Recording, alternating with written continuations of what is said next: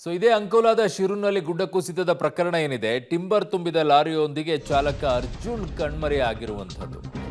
ಲಾರಿಯ GPS location ಗುಡ್ಡ ಕುಸಿತ ಪ್ರದೇಶದಲ್ಲೇನೆ ಪತ್ತೆ ಆಗ್ತಾ ಇದೆ. ಕಟ್ಟಿಗೆ ತುಂಬಿದ್ದ 12 ಚಕ್ರದ ಲಾರಿ ಕೇರಳಕ್ಕೆ ಪ್ರಯಾಣಿಸ್ತಾ ಇತ್ತಂತೆ. ಜೊಯ್ಡಾ ರಾಮನಗರದ ಜಗಳಪೇಟ್ನಿಂದ ಈ ಲಾರಿ ಹೊರಟಿತ್ತು. ಈಗ ಅದರ ಆಧಾರದ ಮೇಲೆ ಹುಡುಕ್ತಾ ಇದ್ದಾರೆ ಈಗ ಅದನ್ನ. ಶಿರೂರು ಲಕ್ಷ್ಮಣ ನಾಯಕ್ ಅವರ ಟೀ ಕುಡಿತಾ ಇದ್ರು ಇವರು ಖಾಯಂ ಆಗಿ. ಲಾರಿ ಚಾಲಕ ಅರ್ಜುನ್ ಮಂಗಳವಾರ ಬೆಳಗ್ಗೆ 4 ಗಂಟೆಗೆ ಗುಡ್ಡ ಕುಸಿದ ಸ್ಥಳದಲ್ಲೇನೆ ಲಾರಿಯನ್ನ ನಿಲ್ಲಿಸಿದ್ರು ಅನ್ನುವಂಥ ಮಾಹಿತಿ ಇದೆ. ಲಾರಿ ಸಮೇತ ಚಾಲಕ ಅರ್ಜುನ್ 30 ವರ್ಷ ನಾಪತ್ತೆಯಾಗಿರುವಂಥ ಶಂಕೆ ಇದೆ. ಈಗ ಕೇರಳದ ಕೊಯ್ಕೋಡ್ ಮೂಲದ ಲಾರಿ ಚಾಲಕ ಅರ್ಜುನ್, ಕೇರಳದ ಕ್ಯಾಲಿಕಟ್ನ ಮುಬೀನ್ ಎಂಬುವರ ಮಾಲೀಕತ್ವದ ಲಾರಿ ಇದು. ಜಿಲ್ಲಾಡಳಿತ ಸಂಪರ್ಕಿಸಿ ತ್ವರಿತ ಕಾರ್ಯಾಚರಣೆ ಮಾಡುವಂತೆ ಮನವಿಯನ್ನು ಈಗ ಅರ್ಜುನ್ ಕುಟುಂಬ ಹಾಗೂ ಮಾಲೀಕ ಮುಬೀನ್ ಮಾಡಿದ್ದಾರೆ. ಲೊಕೇಶನ್ ಅಲ್ಲಿಗೆ ತೋರಿಸ್ತಾ ಇದೆ, GPS ಲೊಕೇಶನ್ ಎಲ್ಲಿ ಗುಡ್ಡ ಕುಸಿತ ಆಗಿದೆಯೋ ಅಲ್ಲೇ.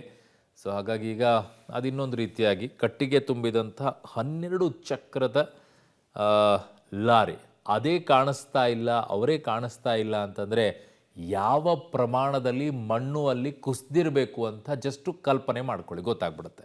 ನನ್ನ ಸಹೋದ್ಯೋಗಿ ಈಗ ಸುನಿಲ್ ಪಾಟೀಲ್ ನನ್ನ ಸಂಪರ್ಕಕ್ಕೆ ಸಿಗ್ತಾ ಇದ್ದಾರೆ. ಸುನಿಲ್, ಈಗ ಒಂದು ಕಡೆಗೆ ಅವಂತಿಕಾ ಮೃತದೇಹ 3 ಕಿಲೋಮೀಟರ್ ದೂರದಲ್ಲಿ ಸಿಗ್ತಾ ಇದೆ, ಇನ್ನೊಬ್ಬರ ಮೃತದೇಹ ಸಿಗೋದು ಮಾತ್ರ ಬಾಕಿ ಇದೆ ಅಂತಿದ್ದಾರೆ. ತಹಶೀಲ್ದಾರ್ ಅವ್ರಿಗೆ ಕನ್ಫರ್ಮ್ ಇದೆಯಾ? ಬರೀ 6 ಜನ ಸಾವನ್ನಪ್ಪಿದ್ದಾರೆ, ಇನ್ನು ಒಂದು ಸಿಗೋದು ಮಾತ್ರ ಬಾಕಿ ಇದೆ ಅಂತ ಹೇಳ್ತಾ ಇರುವಂಥದ್ದು. ಜೊತೆಗೆ ಈ ಲಾರಿ ಈಗ ಕಾಣಿಸ್ತಾ ಇದೆಯಾ ಅಥವಾ ಇನ್ನೂ ಕಾಣಿಸ್ತಾನೆ ಇಲ್ವಾ? ಅಷ್ಟೊಂದು ಪ್ರಮಾಣದಲ್ಲಿ ಮಣ್ಣು ಬಿದ್ದಿರುವಂಥದ್ದ?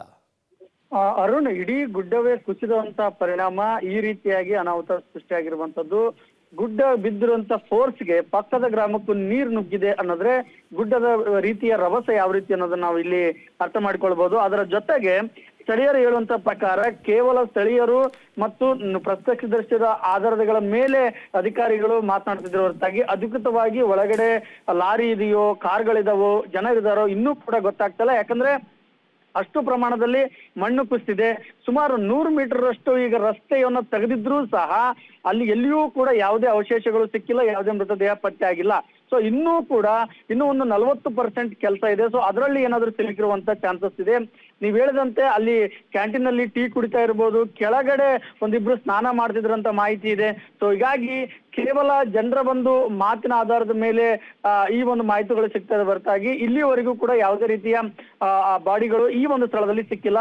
ಕೇವಲ ನದಿಯಲ್ಲಿ ತೇಲಿ ಹೋಗಿರುವಂತದ್ದು, ಆಗಲೇ ಅವಂತಿಕ ಶವ ಸಿಕ್ಕಿರುವಂತದ್ದು ಅದು ನದಿಯಲ್ಲಿ ಸಿಕ್ಕಿದೆ. ಇನ್ನು 5 ಶವವು ಕೂಡ, ಇನ್ನು 4 ಶವವು ಕೂಡ ನದಿಯಲ್ಲಿ ಸಿಕ್ಕಿರುವಂತದ್ದು. ಈ ರೀತಿಯಾಗಿ ನದಿಯಲ್ಲಿ ತೇಲಿ ಹೋಗಿದ್ದಾರೆ. ಇನ್ನು ಮಣ್ಣು ಬಿದ್ದಿರುವಂತ ರಭಸವನ್ನು ನೋಡಿದ್ರೆ ಮಣ್ಣಿನ ಕೆಳಗಡೆ ಸಿಲುಕಿಕೊಂಡಿರುವಂತಹ ಸಾಧ್ಯತೆಗಳು ತೀರಾ ಕಡಿಮೆ. ಅಷ್ಟು ಫೋರ್ಸ್ ಪ್ರಮಾಣದ ಮಣ್ಣು ಕುಸಿದಿದೆ. ಹೀಗಾಗಿ ನದಿಯಲ್ಲೇ ಇರ್ಬೋದು ಅಥವಾ ಈ ದಿನ ಕಳೆದಂತೆ ತೇಲ್ಬಹುದು ಅನ್ನೋದು ಒಂದು ಅಂದಾಜು ಅಧಿಕಾರಿಗಳಿಗೆ. ಅದರ ಜೊತೆಗೆ ಇನ್ನು 40% ಮಣ್ಣು ಏನಿದೆ ಅದರಲ್ಲಿ ಲಾರಿ ಆಗಿರ್ಬೋದು, ಲಾರಿ ಇಂಜಿನ್, ಲಾರಿ ಡ್ರೈವರ್ಸ್ ಅಥವಾ ಕೆಲವೊಂದಿಷ್ಟು ವಾಹನಗಳು ಸಿಲುಕಿರುವಂತ ಸಾಧ್ಯತೆ ಇರುವಂತದ್ದು ಮುನ್ಸೂಚನೆ ಕಾಣ್ತಾ ಇರುವಂತದ್ದು. ಓಕೆ ಸುನಿಲ್, ನಿಮ್ಮೆಲ್ಲ ಮಾಹಿತಿಗೆ ಧನ್ಯವಾದಗಳು.